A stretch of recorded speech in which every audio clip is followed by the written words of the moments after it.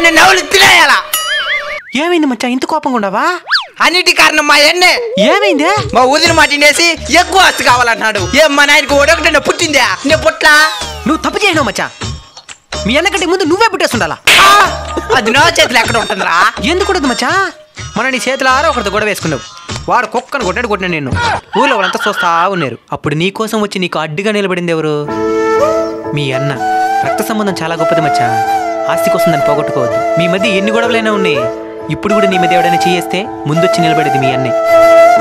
రే తమ్ముడు, ఆస్తి నాకేం ఎక్కువ వద్దు, ఇంటికి పోదాంరా. వస్తే వదిన తిడతాది. ఇంకెక్కడ వదినా? తన్ని తరిమేస్తుండ్లా. ఆస్తి కోసం మన మధ్య రెండు గొడవలు పెట్టాలని చూస్తుంది. తంతే ఎగురు వాళ్ళు పుట్టిట్లో పడింది. 2 రోజులు ఉండేసి వస్తుంది. నువ్వు రాపోదాం. రక్త సంబంధం చాలా గొప్పది. ఆస్తి కోసం దాన్ని పోగొట్టుకోవద్దండి. ఎన్ని సమస్యలు వచ్చినా అన్నదమ్ములు ఎప్పుడు కలిసే ఉంటారని ఆశిస్తున్నా. ఏంటే మళ్ళీ ఆడబిడ్డా కన్నావా? ఇది వరుసగా 3వ ఆడబిడ్డ. ఈసారి మగవాడిని కంటావు అనుకుంటే మళ్ళీ ఆడపిల్ల కన్ను. అది కాదండి, పుట్టేది ఆడ మగనేది భర్త మీద ఆధారపడి ఉంటుందంట. అప్పుడు నేను తప్పు చేసినావా?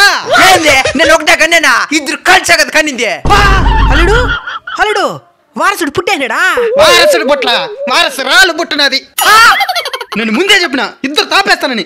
ఈసారి ఖచ్చితంగా కొడుకే పుడతాడని మళ్ళీ కనుక్కోమన్నావు. సరే కుదరు. ఇప్పుడేమైపోయిందే? ఈసారి పుడతాలే. నేను కూడా అదే అనుకుంటున్నా. కొడుకు పుట్టేదాకా నీ అవ్వ తగ్గేదిలా. ఏమండి, ఈ ముగ్గురు పెంచేదానికి మన స్వామితి సరిపోదు.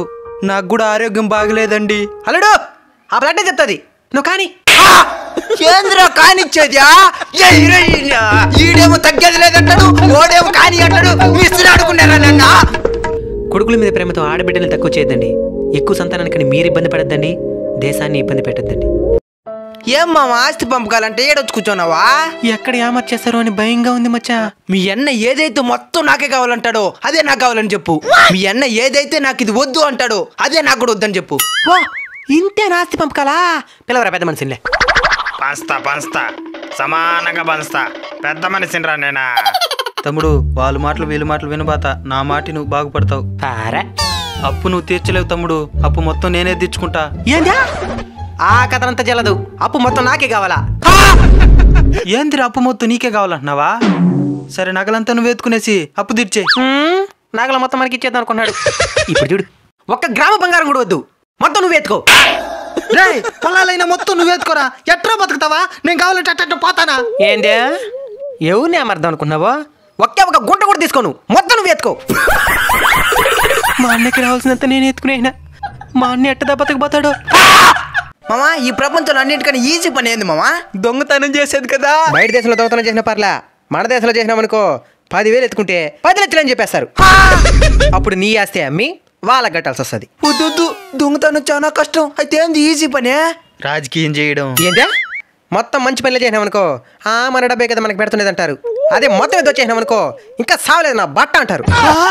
ఈ పార్టీ వాళ్ళు ఆ పార్టీ వాళ్ళని తిట్టాలా, ఆ పార్టీ వాళ్ళు ఈ పార్టీ వాళ్ళని తిట్టాలా. అసలు సంబంధం లేకపోయినా ఎవరిని చెప్తే వాళ్ళని తిట్టాలా. రాజకీయం కూడా కష్టం. పని బాట లేకుండా ముక్కలు కారి తినేసి అటా ఊర్ల మీద తిరిగేది ఈజీ. ఏంటా? దీనికి కూడా చెప్తాను చూడు. ఇంట్లో వాళ్ళు విలివీరు, బయట వాళ్ళు మతీరు, బంధువులు పిల్లనీరు. ఇది చాలా కష్టం. వ్యవసాయం చేసేది ఈజీ. ఏందా? 5 నిమిషాల ఉండే వెంటలో అలాంటిది ఎండనిది నుంచి పొలంలో పోరాటం చేయాలి. వ్యవసాయం అంటే కండల్ని కరిగించి కొండల్ని ఢీకొట్టాలా. ఈ ప్రపంచంలో అన్నిటికంటే కష్టమైన పని వ్యవసాయం. ప్రపంచానికి జీవనాధారం వ్యవసాయం. మరి ఇంకేందైతే అన్నిటికన్నా ఈజీ పనే? ఆడియన్స్ చెప్తారు. కామెంట్ చేయండి.